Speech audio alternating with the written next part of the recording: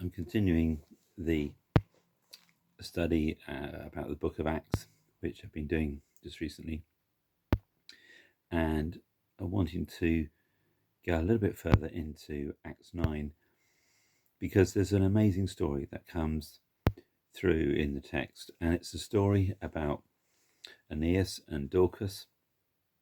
It's a story about how Peter is involved with their lives and the things that happen. And it's this incredible continuity of Acts, the Acts of the Apostles. So we see Peter's involvement in these earlier chapters of Acts, and Paul particularly comes much more to the fore in the later part of Acts, or certainly from Acts 9 onwards.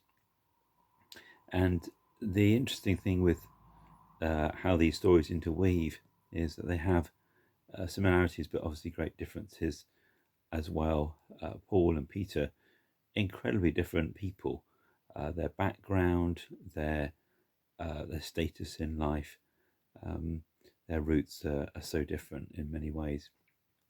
But here Peter engages with these individuals. I'm going to read some of Acts chapter 9 from verse 32. As Peter travelled around the country, he went to visit the saints in Lydda. There he found a man named Aeneas, a paralytic who'd been bedridden for 8 years. Aeneas, Peter said to him, Jesus Christ heals you. Get up and tidy up your mat. Immediately Aeneas got up. All those who lived in Lydda and Sharon saw him and turned to the Lord. In Joppa there was a disciple named Tabitha, which when translated is Dorcas, who was always doing good and helping the poor. About that time she became sick and died, and her body was washed and placed in an upstairs room. Lydda was near Joppa, so when the disciples heard that Peter was in Lydda, they sent 2 men to him and urged him, please come at once. Peter went with them, and when he arrived, he was taken upstairs to the room. All the widows stood around crying and showing him the robes and other clothing that Dorcas had made while she was still with them. Peter sent them all out of the room. Then he got down on his knees and prayed. Turning towards the dead woman, he said, Tabitha, get up. She opened her eyes, and seeing Peter, she sat up.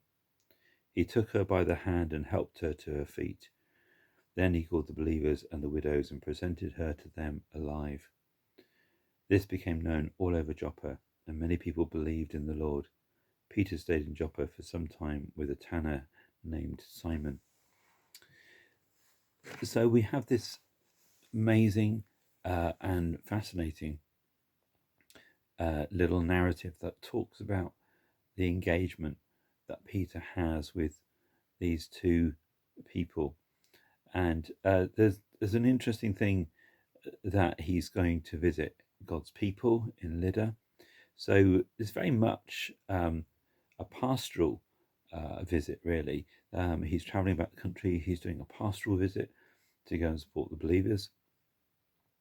And he comes across this paralytic man, Aeneas.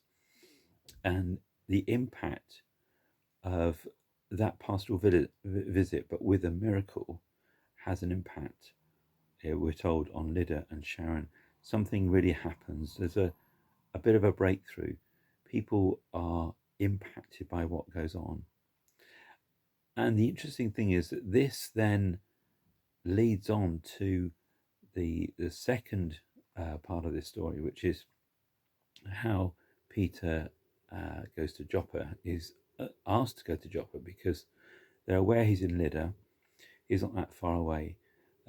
They've heard that that's the case.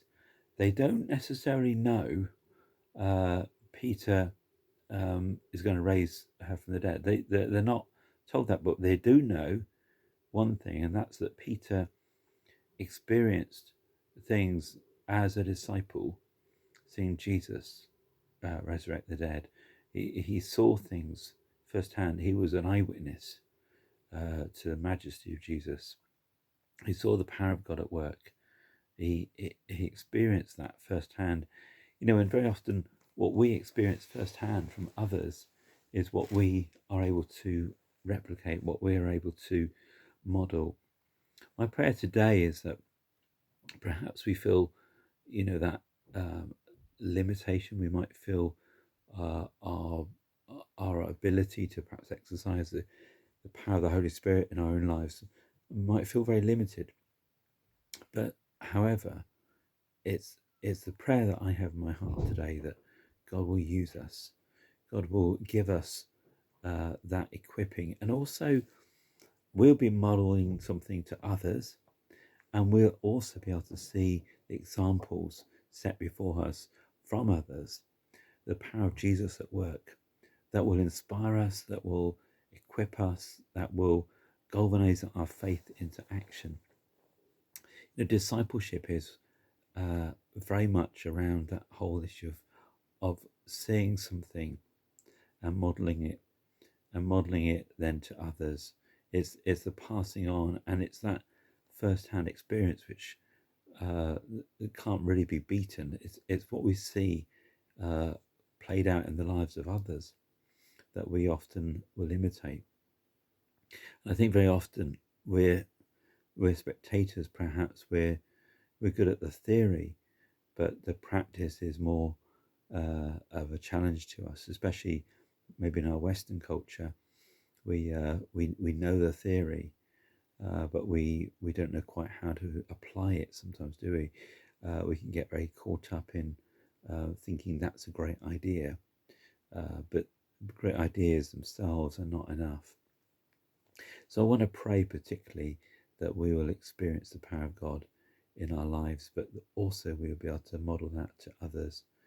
I pray today that we will see that working out in the lives of others, that we'll see the power of the ministry of Jesus operating in the lives of others, so that we can say, yes, I'm inspired. Yes, I'm filled with faith by that.